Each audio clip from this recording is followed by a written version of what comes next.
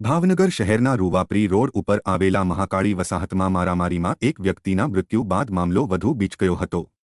આરોપીના 3 મકાનો અને એક રિક્ષાને કેટલાક શખ્સો દ્વારા આગચંપી કરીને લાખો રૂપિયાનું નુકસાન કર્યું હોવાની પોલીસ ફરિયાદ નોંધાવા પામી છે। ભાવનગરના રૂવાપરી રોડ ઉપર થયેલી મારામારીમાં નરસિંહભાઈ પરસોત્તમભાઈ નામના વ્યક્તિનું સારવાર દરમિયાન મૃત્યુ થયું હતું, ત્યારે આરોપીના 3 જેટલા મકાનો અને એક રિક્ષાને આગચંપી કરીને લાખો રૂપિયાનું નુકસાન કરતા ફરિયાદ નોંધાઈ છે, જેમાં રેવાબેન પ્રવીણભાઈ ચૌહાણે એવા મતલબની ફરિયાદ નોંધાવી હતી કે તેમના ઘરે કરણ કિશોર વાજા, વિજય કિશોર વાજા, રવિ રમણીક ઉર્ફે ટિંડોર વેગડ, જીતેશ ઉર્ફે જીજી રમણ રાઠોડ, હિતેશ વેગડ, વિશાલ ધરજીયા, ડગી, કાળો ગફાર, પોપટ ધીરુભાઈ બાંભણિયા, જીતેન્દ્ર બટુક રાઠોડ, રાકેશ રમેશ રાઠોડ, રોહન મુકેશ રાઠોડ સહિત અન્ય અજાણ્યા શખ્સોએ મળીને સીએનજી રિક્ષામાં અને તેમના 3 જેટલા મકાનો પર જ્વલનશીલ પદાર્થ છાંટીને આગ ચાંપી પથ્થરમારો કરી આશરે 3 લાખનું નુકસાન કર્યું હોવાની ફરિયાદ ઘોઘા રોડ પોલીસ સ્ટેશનમાં નોંધાવી છે।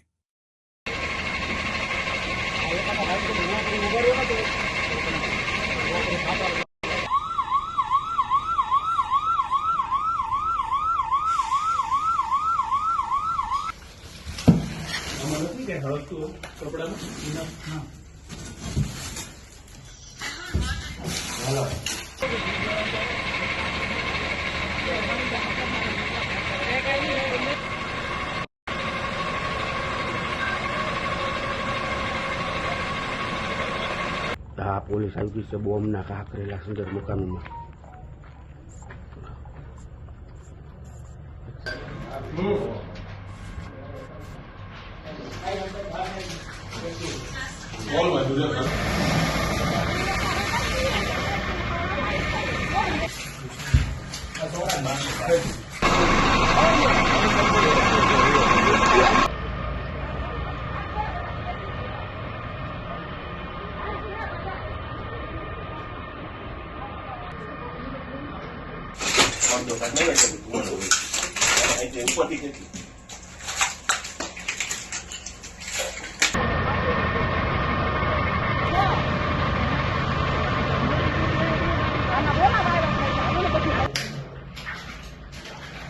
हाँ, घा करेला है भाई 110%। ले वीडियो बेटा इधर।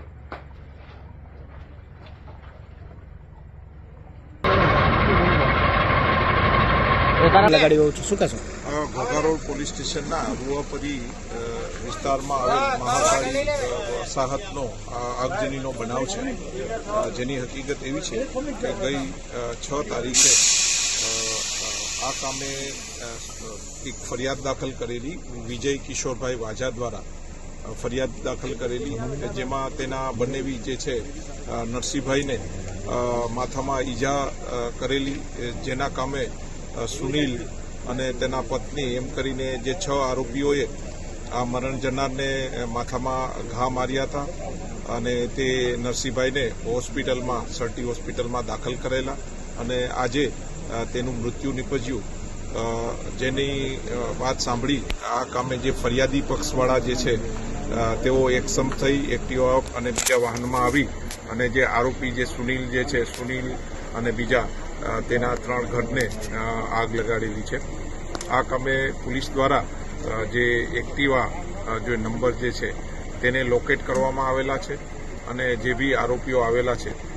તેના કામે પર્સનલી જે વિસ્તારમાંથી આવ્યા છે ત્યાંના સીસીટીવી અને રૂટ ઉપરના સીસીટીવી ચેક કરવાની હાલમાં કામગીરી ચાલુ છે।